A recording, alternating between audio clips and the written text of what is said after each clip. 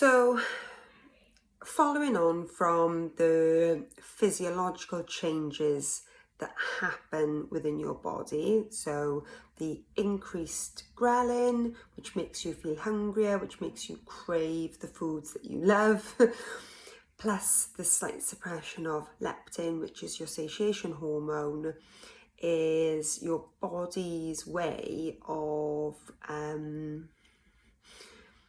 maintaining those ancestral instincts, those evolutionary instincts of after weight loss, we have to gain weight because we're going to go through a famine.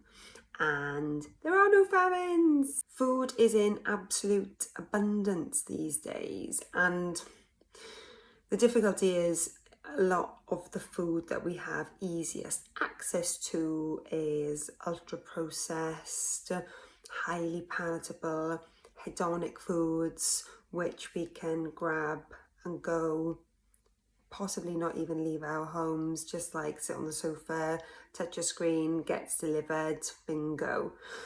And in my social media pages, I talk about us living in an obesogenic environment, and that's what I mean. So foods that are highly palatable, so we can eat loads of it, highly calorific, ultra processed, are also cheap. So you can buy a 4-pack of full-size chocolate bars like a Whisper, double finger twirl, double-decker Mars bar, whatever your choice is, for like 99p. And yet a 6-pack of Pink Lady apples will cost you just short of £3. So we're not only dealing with the physiological process of our bodies wanting us to regain the lost weight after a famine, but we also live in this obesogenic society where food is in abundance, ultra-processed, highly palatable, hedonic foods are in abundance and are being constantly advertised to us. You can't drive down the road without, I'm pointing out the window, there's a road out there. You can't drive down the road without passing an advert for McDonald's or for Pringles or for some other ultra-processed food. And, immediately you see that and you're like, oh yeah, if that's your thing, then it triggers that response of, okay, yeah, I do fancy McDonald's now. Or you're watching TV and it's like Domino's,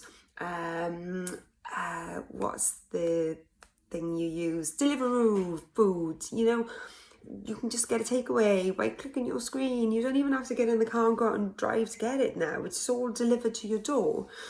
So an obesogenic society in the sense of food is very difficult to maintain your weight loss, or makes it very difficult to maintain your weight loss, but also the infrastructure that we live within. So we also live within a world where the infrastructure isn't designed around people being active.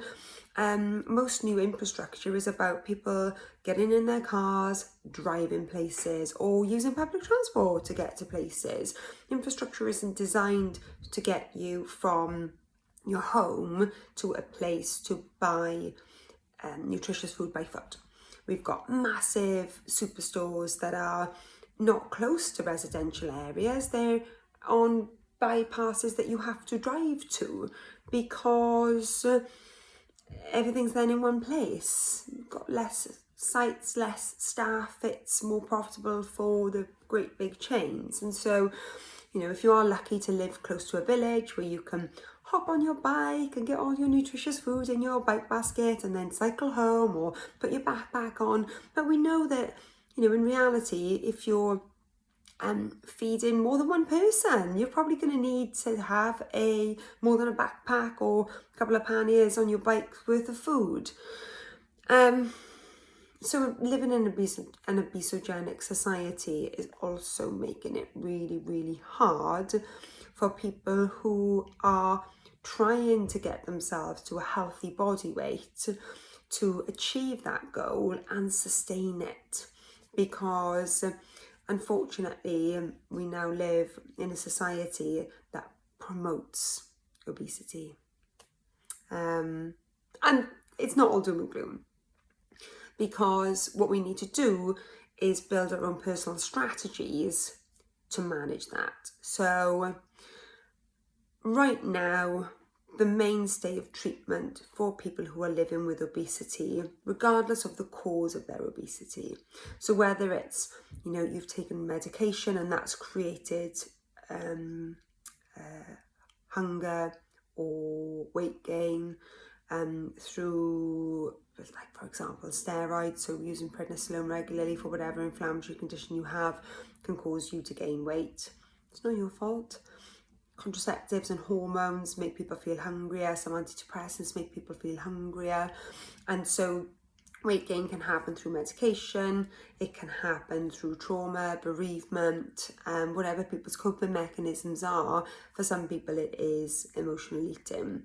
So whatever your cause of your obesity, it's possible to then build in the lifestyle changes that are needed to stabilize your weight and hopefully reduce your weight and maintain that reduced weight. The good news is that for health benefits, you only need to lose 5% of your body weight.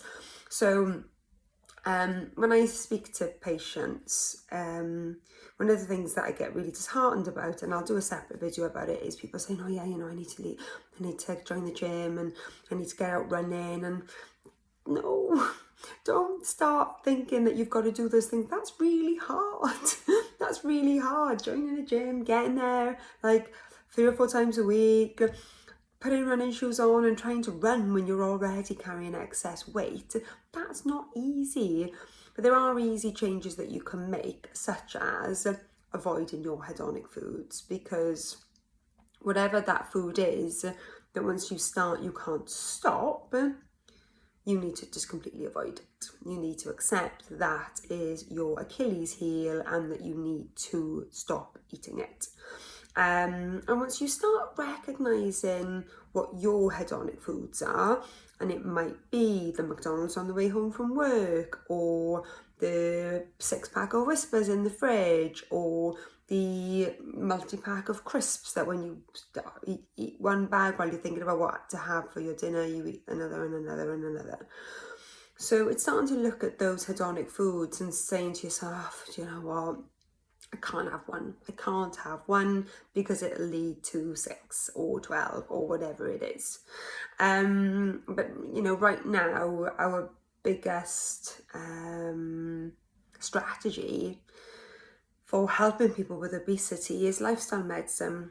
It's lifestyle medicine, and there are drugs that are in the pipeline that are going to help people who are living with obesity to feel less hungry, to feel less cravings. And there's loads of studies to show that these are having great success, but these just aren't available on the NHS for the majority of people at the moment. And I pray that the day will come when the drugs that are as successful as gastric bypasses and surgery, that create a 20% weight loss and without the complications of surgery, bariatric surgery, will be something that GPs, independent prescribers like myself will be able to just prescribe to people and say, here's something to help you, here's something that we can do to help you along the way. But for now, when access to those medicines are only really available through obesity clinics, so obesity management clinics in the NHS, and through private clinics like myself where you have to pay for it, the other solution is lifestyle medicine. And ultimately, lifestyle medicine doesn't just give you benefits of helping to maintain a healthy lower body weight, it also gives you loads of other benefits. And so I'll talk about those in another video because this is getting really long and I need to go and crack on with my day. But I just wanted to come on here to explain about some of the other real difficulties that people living with overweight and obesity have to face. Okay, take care.